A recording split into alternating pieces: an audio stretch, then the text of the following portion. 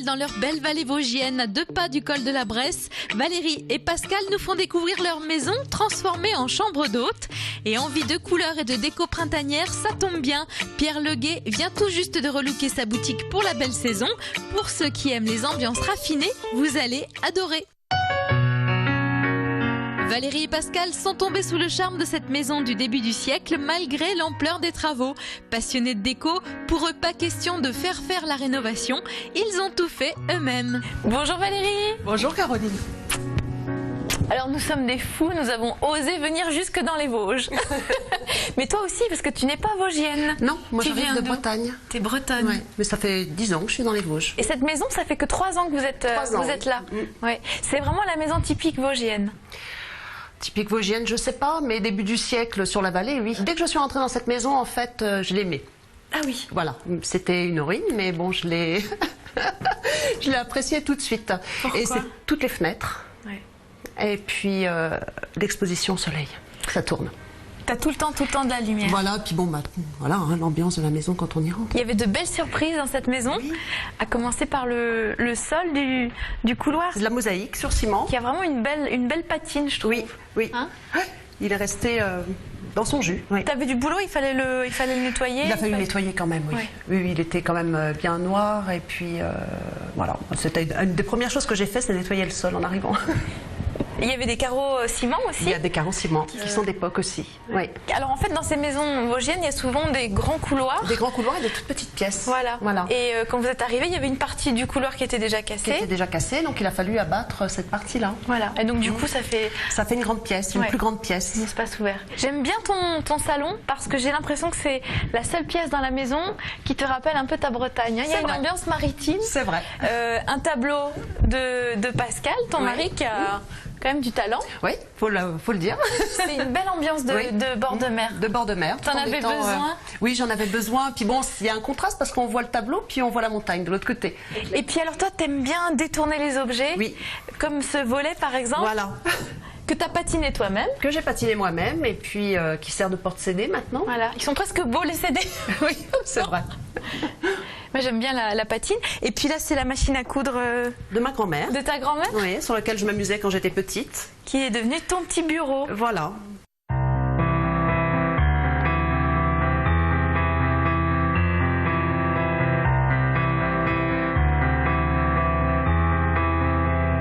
C'est sympa, t'as fait un bar, un comptoir en briques. Ben, c'est du parement en fait. C'est de la fausse brique. C'est de la fausse brique, oui. Ah oui, bon, on s'y croirait. Oui. Et du coup, il y en a. Trompeur. Ouais, il y en a un y a un petit rappel sur un mur, et puis on en retrouvera dans une des chambres là-haut. Tu voulais ce côté un peu industriel? Oui. Oui. Oui, j'aime beaucoup le côté industriel. Ouais. Ouais. Du coup, les murs sont gris. Les murs sont gris. Il y a beaucoup de choses que vous avez fait vous-même dans la cuisine et il y a du métal. C'est sympa ces crédences là que tu as mis. C'est du zinc, c'est une plaque qu'on a récupérée, qu'on a trouvée sur le bord de la route, que j'ai passée à l'acide en fait. Donc en fait à l'origine elle avait cette couleur-là. Tacheté comme ça, oui. Tacheté, voilà. Donc j'ai retiré toute la couche et donc du coup là je la laisse se patiner toute seule. Elle reprend une petite couleur rouille petit à petit. Donc là c'est au-dessus du plan de travail. Voilà. Et puis tu l'as mise au-dessus de la cuisinière aussi. Mais les découpes sont jolies aussi. Les découpes sont jolies. Et la patine effectivement ça commence à devenir un peu rouillé. Un peu rouillé, un peu marron. Ouais. Oui. Et puis ça sert, c'est aimanté du coup. C'est aimanté. C'est pratique. Voilà, il y a un petit côté pratique aussi. Ouais. J'aime bien, t'as utilisé un tissu. Ah bah c'est de la toile à matelas. De la toile à matelas. Oui. Pour cacher.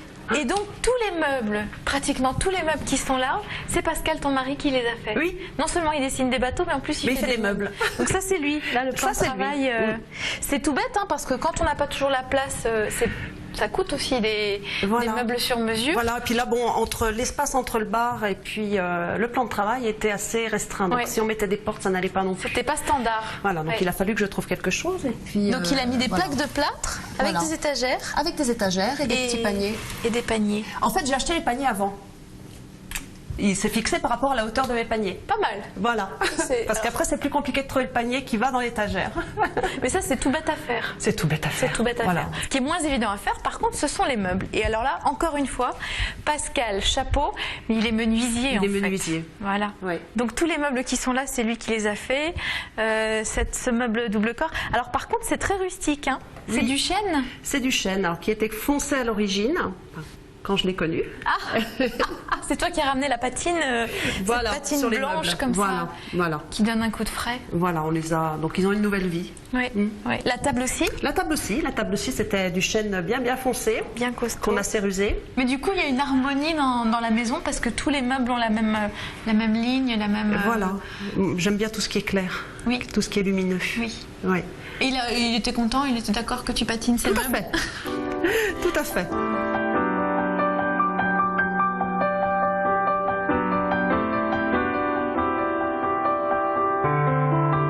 Valérie, on se quitte quelques instants, mais c'est pour mieux se retrouver. On va partir du côté Strasbourg dans la boutique Lisem de Pierre, qui, comme chaque printemps, a refait toute sa déco.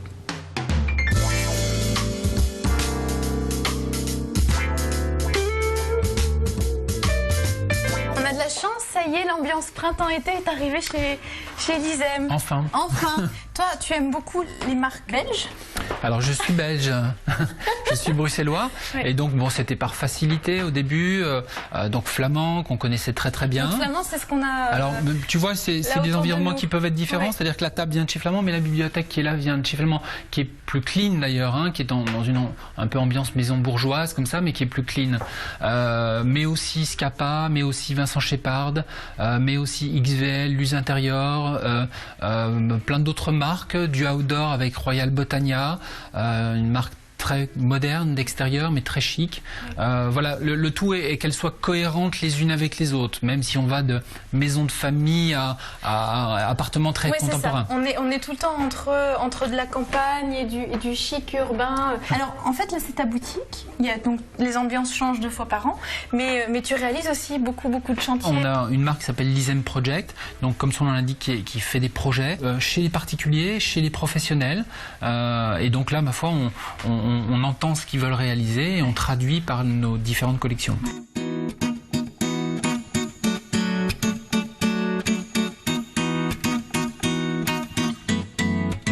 Alors, j'aime pas forcément les tendances, mais quelles sont les tendances pour ce printemps-été? D'accord. Question piège. Alors, tout à l'heure, on évoquait le mot vintage, qui ne veut pas dire grand-chose, mais par exemple, ces 2 couleurs qu'on retrouve beaucoup dans le prêt-à-porter, ce bleu canard un peu vert associé à des univers de jaune qui sont un peu terreux comme ça, on pourrait dire moutarde, ils sont à peine verdâtres. Voilà, on les retrouve vraiment beaucoup dans le prêt-à-porter. On retrouve beaucoup d'orange. Dans le prêt-à-porter, donc dans la déco. Et oui, nous on suit, c'est vraiment directement lié. Les collections de prêt-à-porter sortent et elles donnent le ton de tout le monde. Tu as une nouvelle marque de peinture. Ressources est une marque française qui ne fait que de la peinture. Hein. Tu sais, Flamand, tu as découvert l'univers de Flamand. La peinture accompagne un peu les univers, les collections de textiles, etc. Ressources, c'est son métier. Il fait de la peinture, et de la peinture de très grande qualité, très pigmentée, avec des belles profondeurs de couleurs. Et tu vois le nuancier. Voilà, il y a des choix à perte de vue, quoi. Hein. Il y a un univers coloriel très développé. Voilà, ça permet, comme dans le prêt-à-porter, d'accompagner de façon précise un univers de couleurs, de souligner une couleur, et ça c'est super.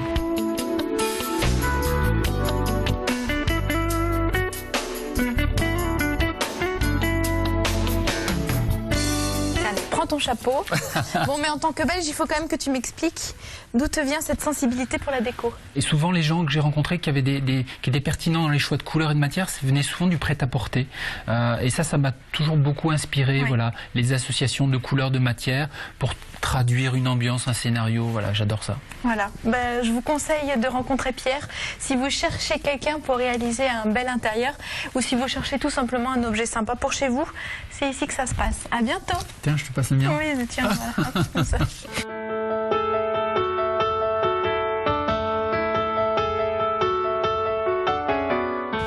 Retour avec Valérie dans la Villa Granité pour découvrir les chambres numéro 1. Alors elle s'appelle Cocoon et c'est ce qui frappe tout de suite, cette tête de lit très originale. Qu'est-ce que c'est? Alors là, c'était un ancien volet qu'on avait ici sur une porte d'entrée. D'accord, c'était dans la maison. Oui, et qui pèse très très lourd. Et quand on a changé les fenêtres, j'ai pas voulu remettre le volet. Et puis en fait, je lui ai trouvé une seconde vie. Donc Pascal a refait des tables de nuit. Voilà, dessus. c'est surtout ça, c'est qu'après il a rajouté des tables de nuit. Avec des lattes d'anciens volets. Aussi. De la maison aussi. D'accord. Voilà. Je voulais donner un petit peu cette ambiance nature, montagne dans cette chambre en fait. Ouais. Et t'as fait tes coussins aussi. Je suis née en 1917. C'est la maison. C'est la maison. C'est la maison, c'est l'année de la maison. Ouais. Donc t'as pris un vieux lin. Un vieux drap de lin, oui. Ouais. Et puis j'ai fait des pochoirs dessus.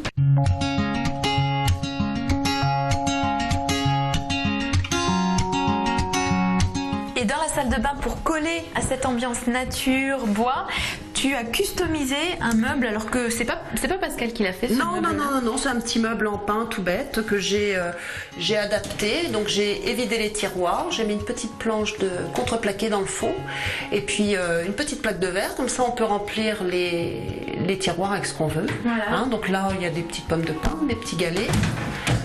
Et puis sur le bas, j'ai retiré, c'était du verre ici par contre, j'ai retiré, j'ai mis du grillage de poule. Et par-dessus, bien sûr, t'as mis ton lavabo. Et du coup, tu te retrouves avec un meuble vasque personnalisé dans l'esprit de la maison. Dans l'esprit de la maison et de la chambre. Et puis pas cher, quoi. Et pas cher.